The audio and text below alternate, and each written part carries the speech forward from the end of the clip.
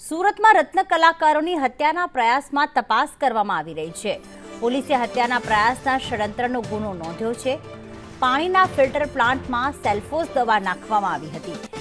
સેલ્ફોસની પડીકાના batch નંબરના આધારે હવે તપાસ કરવામાં આવશે। આઝમ અમારી સાથે જોડાઈ ગયા છે। આઝમ, જે ગુનો તો દાખલ કરવામાં આવ્યો છે, પરંતુ ખુલાસો પણ થવા પામ્યો છે કે દવા નાખવામાં આવી હતી। શું વિગતો મળી છે આ ઘટનામાં? પ્રીતિ, જે સુરતના કાપોદ્રા વિસ્તારના અંદર રત્ન કલાકારોનો સામૂહિક હત્યાનો જે ષડયંત્રનો મામલો હતો, તેના અંદર હવે પોલીસની દોડધામ વધી ગઈ છે અને તપાસના ચક્રો ગતિમાન કરવામાં આવ્યા છે। મહત્વની વાત જે સામે આવી છે કે જે પાણીની અંદર નાખવામાં આવ્યું હતું અને પોલીસે આ દિશામાં હવે સેલ્ફોસના પાઉચ ક્યાંથી આવ્યા હતા, એ ક્યાંથી મેન્યુફેક્ચરને લીધા હતા।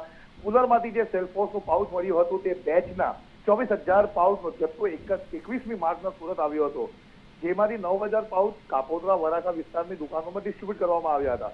આ જથ્થો કઈ કઈ દુકાનમાં ગયો હતો અને આ પૈકીની કોઈ દુકાનમાં કારખાના સાથે સંકળાયેલો વ્યક્તિ કે તેમના પરિચિત ખરીદ્યો હતો કે નહીં, તેની પણ તપાસ કરવામાં આવી રહી છે।